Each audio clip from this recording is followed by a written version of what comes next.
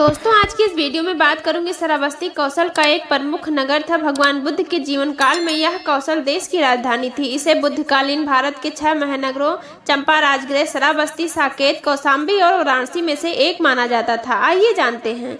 श्रावस्ती जिला भारत के उत्तर प्रदेश राज्य का एक जिला है जिसका मुख्यालय भिनगा है। राप्ती नदी, जिसका पुराना नाम अचिरावती था, जो श्रावस्ती के बीच से बहती है। पूरब उत्तर दिशा में बलरामपुर, दक्षिण पूरब दिशा में गोंडा और पश्चिम दिशा में बहराइच जिला पड़ता है। उत्तर दिशा में इसकी सीमा नेपाल से जुड़ी है।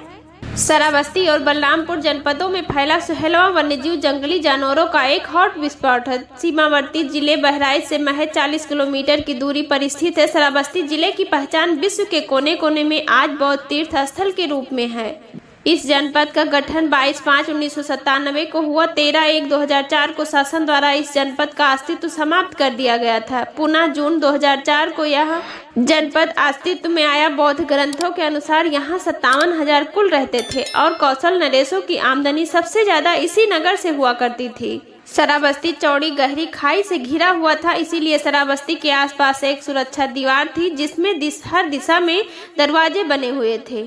हमारी प्राचीन कला में श्रावस्ती के दरवाजों का अंकन हुआ है। चीनी यात्री फाहियान और ह्वेनसांग ने भी श्रावस्ती के दरवाजों का उल्लेख किया है। यहाँ मनुष्यों के उपयोग की सभी वस्तुएं सुलभ थी, अतः इसे स्वास्थ्य कहा जाता था। श्रावस्ती की भौतिक समृद्धि का प्रमुख कारण ये था कि यहाँ पर 3 प्रमुख व्यापारिक पाठ मिलते थे, जिससे यह व्यापार का एक महान केंद्र बन गया था। यह नगर राजगृह से 45 योजन दूर आकर बुद्ध ने श्रावस्ती का भ्रमण किया था। श्रावस्ती से भगवान बुद्ध के जीवन और कार्यों का विशेष संबंध था। श्रावस्ती में ही भगवान बुद्ध के साथ 2 घटनाएं हुई। ये वही श्रावस्ती है जहां सम्यक संबुद्ध ने अंगुलमाल जैसे डाकू को, जो घोर हिंसक प्रवृत्ति वाला था, अंगुलमाल के जीवन का लक्ष्य हिंसा बन गया था, जिसका सम्यक संबुद्ध ने बिना किसी अस्त्र के हिंसक से अहिंसक अर्थात मानवतावादी बना दिया था। और श्रावस्ती में ही दूसरी घटना सुदत्त नामक व्यापारी के यहाँ आग लग गई थी। तथागत ने सुदत्त के बेटे को बचा लिया था, जिससे सुदत्त ने तथागत को कुछ दिन के लिए श्रावस्ती में रुकने के लिए कहा। उस समय श्रावस्ती कौशल राज्य का हिस्सा हुआ करता था। उस समय कौशल के राजा प्रसन्नजीत थे। सुदत्त ने राजा प्रसन्नजीत से जैतवन भगवान बुद्ध के लिए रहने के लिए मांगा, तो राजा प्रसन्नजीत पहले तो मना कर दिया, लेकिन बाद में कहा कि अगर जैतवन आपको चाहिए तो स्वर्ण मुद्राएं बिछानी पड़ेगी। जितनी जमीन पर स्वर्ण मुद्राएं आप बिछाएंगे जैतवन में हम आपको उतनी जमीन देने के लिए तैयार हैं। तो क्या हुआ, फिर सुदत्त ने स्वर्ण मुद्राएं बिछानी शुरू कर दी और जितनी जमीन पर व्यापारी सुदत्त ने स्वर्ण मुद्राएं बिछाई, उतनी जैतवन में जमीन राजा प्रसन्नजीत को देनी पड़ी। सम्यक संबुद्ध ने 871 सूतों का उपदेश श्रावस्ती में दिया था, जिसमें 844 जैतवन में और 23 पुब्बाराम में। 4 श्रावस्ती के आसपास अन्य स्थानों में श्रावस्ती में जैन मतावलंबी भी रहते थे। जैन धर्म के प्रवर्तक महावीर स्वामी यहाँ कई बार आ चुके थे।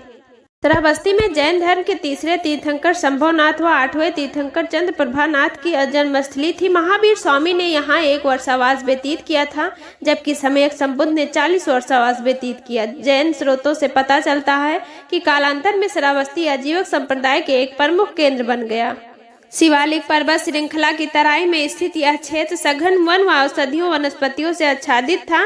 शीशम के कोमल पत्तों, कचनार के रक्तपान पुष्ट व कोमल के लाल प्रसूत की बसंती आभा से आपूरित यह वन खंड प्रकृति शोभा से परिपूर्ण रहता था। श्रावस्ती के प्राचीन इतिहास को प्रकरण में लाने के लिए प्रथम प्रयास जनरल लॉर्ड कंगनम ने किया। उन्होंने वर्ष 1863 में उत्खनन प्रारंभ करके लगभग 1 वर्ष के कार्य में जैतवन को थोड़ा भाग साफ कराया।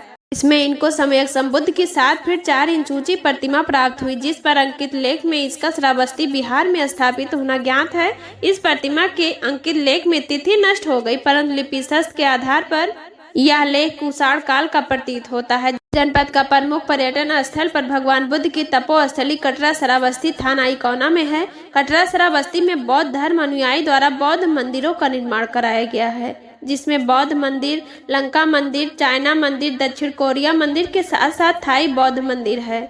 थाईलैंड द्वारा डेनम होमकोल्ड मेडिटेशन सेंटर भी निर्मित कराया गया, जहां पर भारी संख्या में विदेशी पर्यटकों का आवागमन रहता है। आज की वीडियो में बस इतना ही। वीडियो पसंद आया हो तो लाइक, शेयर एंड सब्सक्राइब जरूर कीजिए। जल्द मिलती हुई एक नए टॉपिक के साथ। नमो बुद्धाय।